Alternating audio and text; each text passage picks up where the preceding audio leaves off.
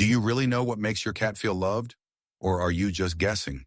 You feed them, you pet them, you give them a comfortable life. And from the outside, it looks like you're doing everything right. But here's the uncomfortable truth. Some of the things you believe are love, your cat may only be tolerating.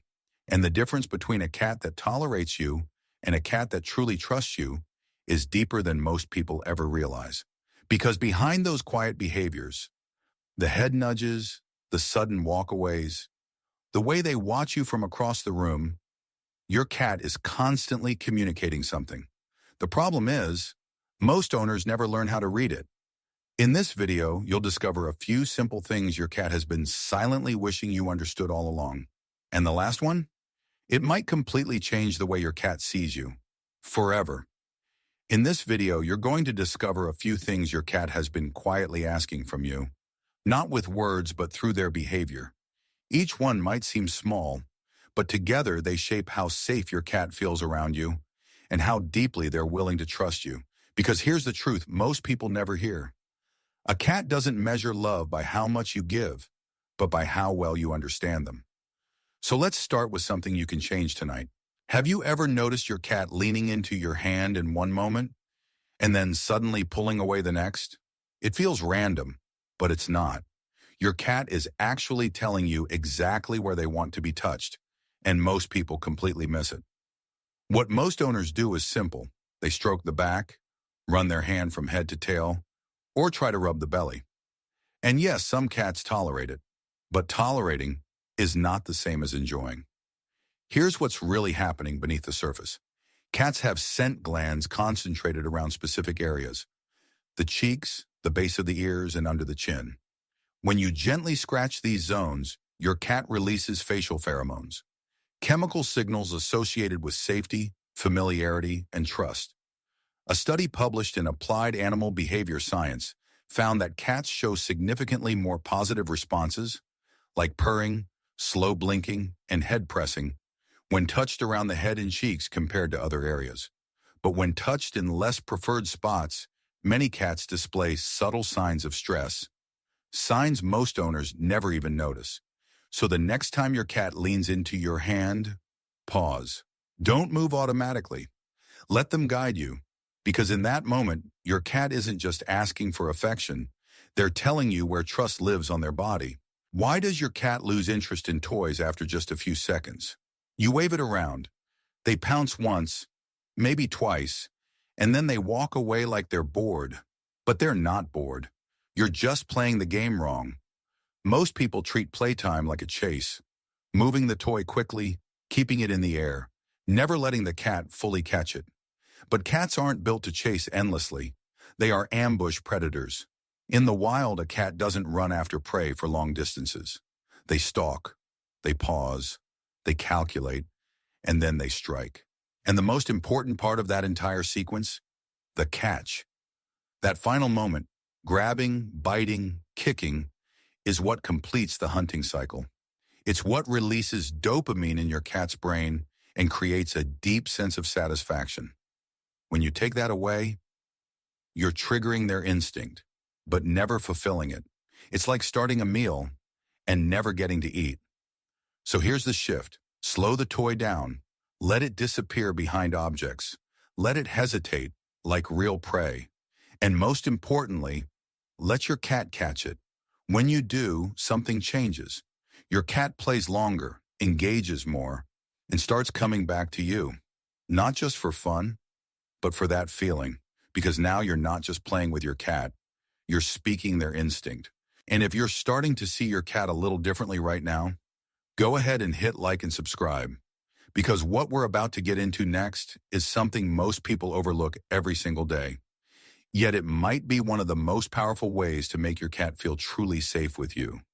Have you ever talked to your cat and felt like they actually understood you?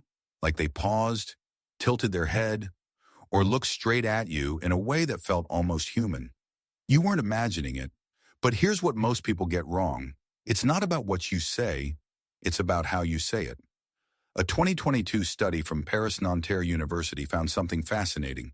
Cats can distinguish their owner's voice from a stranger's voice, but only when the owner uses a specific tone, Short phrases, soft delivery, a slightly higher, warmer pitch.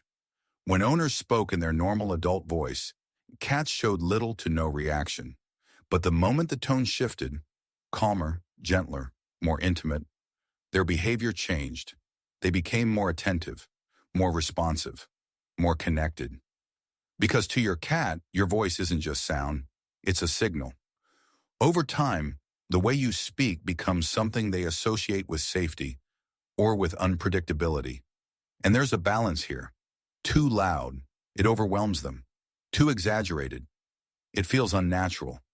But soft, calm, consistent, that becomes familiar. So instead of trying to talk to your cat, try having a quiet conversation with them. Not to be understood in words, but to be felt. What if one of the most powerful bonding moments with your cat takes less than 2 minutes, once a week? No training, no tools, no effort, just your hand and a few pieces of food. Most owners follow the same routine every day. Fill the bowl, set it down, walk away. And there's nothing wrong with that. But what you might not realize is that you're missing one of the most primal bonding experiences your cat understands.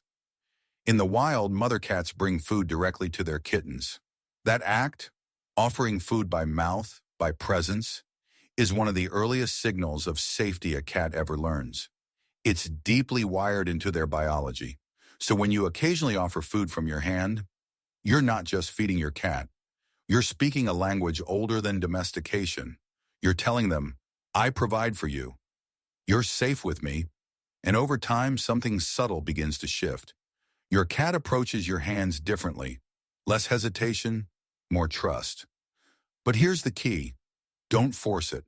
If your cat isn't ready, let them take their time. Trust isn't built in a single moment. It's built in repetition. What if the most meaningful thing you could do for your cat costs nothing, requires no effort, and doesn't even involve touching them? Just sit on the floor. That's it. No calling their name. No reaching out. No trying to interact. Just exist at their level. Because from your cat's perspective, every human is a giant. You walk above them. You reach down toward them. Even your affection comes from a place of height. And while your cat accepts it, they never truly experience you as an equal presence. But when you lower yourself, when you remove that vertical difference, something changes. Not immediately, but quietly. You might notice them glance at you, pause, then slowly move closer. Maybe they sit near you, not on you, just near.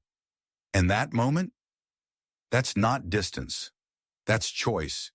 Your cat choosing to be with you, without pressure, without expectation. And that is one of the purest forms of trust they can offer. Let me ask you something honestly. How often do you pick up your cat because you want to? How often do you pet them, even when they start to pull away? We don't do it with bad intentions. We do it because we love them. But to your cat, control matters more than affection. Cats are highly sensitive to autonomy. A 2019 study on feline stress responses showed that when cats feel a lack of control over interactions, their stress levels increase, even in familiar environments. And the tricky part is, those signs are often subtle: a flicking tail, a slight turn of the head, a shift in body tension, small signals that say, I'm not comfortable anymore. When those signals are ignored, your cat doesn't just feel annoyed, they feel unheard. And over time, that affects trust. So here's the shift. Don't just focus on how you show love. Focus on whether your cat has a choice in receiving it. Let them initiate. Let them walk away. Let them decide how close they want to be. Because when a cat chooses you, not because they have to, but because they want to, that's when the bond becomes real. At the end of the day, your cat doesn't need more from you. Not more toys, not more treats, not even more attention. What they need is for you to understand them more clearly. Because love to a cat isn't loud. It doesn't demand. It doesn't announce itself. It lives in the quiet moments, in the way you touch them, the way you speak to them, the way you play, in the space you give them to simply be. And maybe the most important part of all this is your cat has been communicating with you this entire time, not with words, but with trust, hesitation, approach, and distance. So the question isn't whether your cat loves you. The question is, are you learning to understand that love the way it was meant to be felt? And if you are, you'll start to notice something change. Not overnight, but slowly. Your cat will stay a little longer, lean in a little more, choose you a little more often. And that choice, that's everything.